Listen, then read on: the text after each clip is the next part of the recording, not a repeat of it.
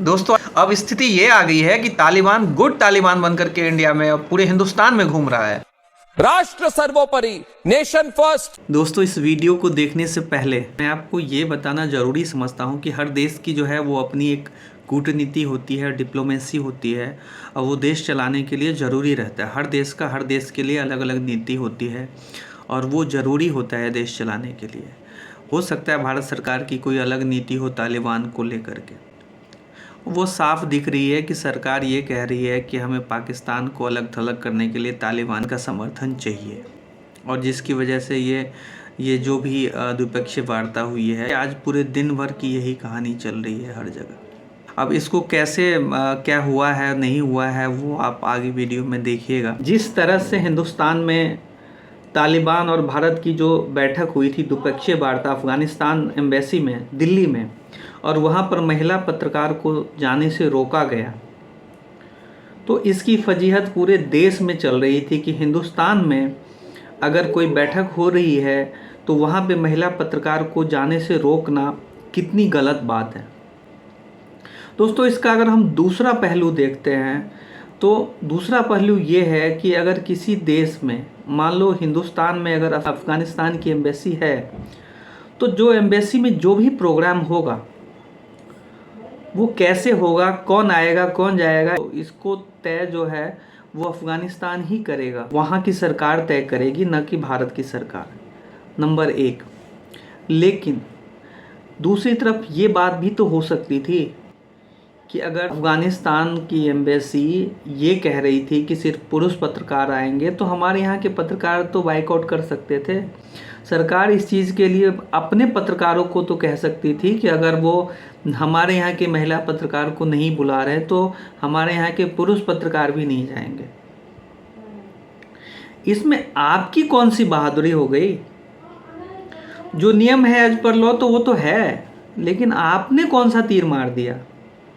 अगर आपने आज यहाँ की गवर्नमेंट ने ये चीज़ करवा दी होती कि ये देखो ये तालिबान का जो है ये रूल है, लेकिन हमने उसको मजबूर कर दिया, हमारे यहाँ की महिला पत्रकार तालिबान के दूतावास में गए और वहाँ पे इंटरव्यू किया, तो ये 56 इंच वाली बात होती। ये कौन सी बात हो गई? अब जो ये घटना घट गई उसके बाद से पूरी गोदी मीडिया इस चीज़ को सही ठहराने में लगी हुई है कि अफ़गानिस्तान और तालिबान और भारत की जो बैठक है, तालिबान और भारत की जो नज़दीकी है, ये बहुत ज़रूरी है फॉरेन डिप्लोमेसी की वजह से, मतलब विदेशी कूटनीति जो है उसके लिए। और तमाम लोग चाणक्य और ये सब की जो है वो नीतियां बता रहे हैं। राष्ट्र सर्वोपरि, नेशन फर्स्ट। दुश्मन का दुश्मन हमारा दोस्त, हमारी स्ट्रेटेजिक इंटरेस्ट, हमारी अंडरस्टैंडिंग। दोस्तों मैं क्लियरली कह रहा हूं, मैं तालिबान का समर्थन नहीं कर रहा। कोई झुकाव नहीं होगी अर्नब गोस्वामी की तालिबान के तरफ। मैं वही आदमी हूं जिसने कहा था तालिबान की कट्टरपंथी सोच के खिलाफ मैं तब था और आज हूं। मगर यह कुछ और मामला चल रहा है। हमें इस पाकिस्तान को घेरने की जरूरत है। कोई भी समर्थन दे, समर्थन देने का हक हमारा है। यह कोई कूटनीति नहीं है, यह कोई अर्थशास्त्र में पढ़ाई गई चीज नहीं है, कौटिल्य जी की ज्ञान नहीं है, यह सिंपल कॉमन सेंस है। दुश्मन का दुश्मन हमारा दोस्त, और हमारे दोस्त को जो भी समर्थन हम करना चाहे हम। दोस्तों ऐसी क्या नीति हो सकती है? ऐसा क्या डर पाकिस्तान से जिसके लिए आपको तालिबान का सहारा लेना पड़ रहा है? हमारे जो लाल लाल आंख वाले जो हमारे विश्व गुरु जी हैं वो तो अकेले काफ़ी हैं पाकिस्तान के लिए। फाइटर जेट के आगे यहाँ पे टोपी लगाते हैं, सेना को कहते हैं तुम पीछे रहो, हम फोटो खिंचवाते हैं, हम ही चलाएंगे पायलट, वही भेज सकते थे। अकेले काफ़ी हैं, उनको किस चीज़ की ज़रूरत है? उनके पास तो सारे तंत्र मंत्र हैं, तो काहे का डरना? उन्होंने खुद भी तो बोला था कि ये सीमा आपकी है, डॉक्टर मनमोहन सिंह को बोला था ये सीमा आपकी है, ज़मीन आपकी है, आपके पास सारा तंत्र है, तो ये घुसपैठिए आ कहाँ से रहे हैं? ये आतंकवादी आ कहाँ से रहे हैं? हथियार कहाँ से ला रहे हैं? ये नक्सलवादी हैं, उनके पास शस्त्र और बारूद कहां से आता है? वो तो विदेश की धरती से आता है और सीमाएं संपूर्ण रूप से आपके कब्जे में है। सीमा सुरक्षा बल आपके कब्जे में है।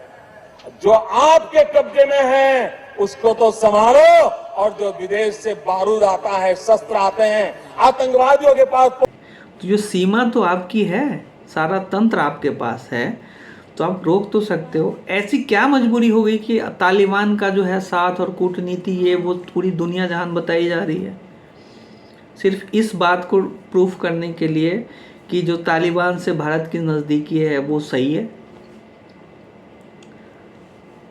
मोदी जी ने खुद बोला था, आप देख लो इस वीडियो को, मोदी जी ने खुद बोला था कि आतंकवाद, गुड आतंकवाद और बैड आतंकवाद नहीं होता है, आतंकवाद आतंकवाद होता है। Bad Taliban, good terrorism, bad terrorism, ये अब चलने वाला नहीं है।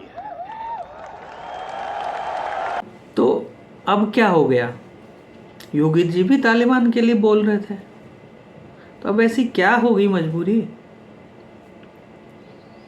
हाँ, ये भी तो मुस्लिम है, अब करके दिखाओ ना मुस्लिम है तो। सबसे बड़ी दिक्कत है कि ये एक बात पे स्टैंड होता ही नहीं है, जिधर की हवा बहती है उधर पीठ कर लेते हैं। ये बात है मिला जुला करके। बात ये होती कि अगर इस सीधे तालिबान से बोला जाता कि हमारे देश में आप हो, ठीक है आपकी पॉलिसी है, आप अपने यहाँ महिलाओं को नहीं आने देते हो, लेकिन हमारे यहाँ महिलाएं जाती हैं पत्रकार, हमारे यहाँ की महिलाएं जाती हैं, हर जगह भागीदारी होती है, और यही हिंदुस्तान की खूबसूरती है।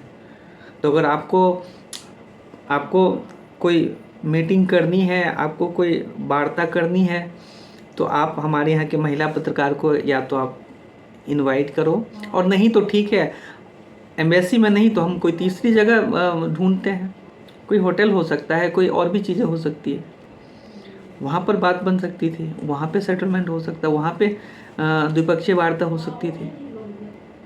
तो अब डिप्लोमेसी का ज्ञान दिया जा रहा है। डिप्लोमेसी तो है, सम्मान करना चाहिए, लेकिन दूसरे तरीके से भी तो हो सकता था। आप एक पत्रकार लेकर के चले जाते, फिर क्या ज़रूरत थी? उसको भी तो लगता कि हमारी जो इतनी गलत नीति है जिसकी वजह से हिंदुस्तान के पत्रकार तक नहीं आए हमारे बैठक को कवर करने, ऐसा भी तो हो सकता था। किसी को रिमाइंड कराना भी तो ज़रूरी है कि देखो जो तुम्हारी पॉलिसी वो कितनी गलत है। दोस्तों, इस बारे में आपकी जो भी राय हो प्लीज़ कमेंट करके ज़रूर बताइएगा। वीडियो देखने के लिए धन्यवाद।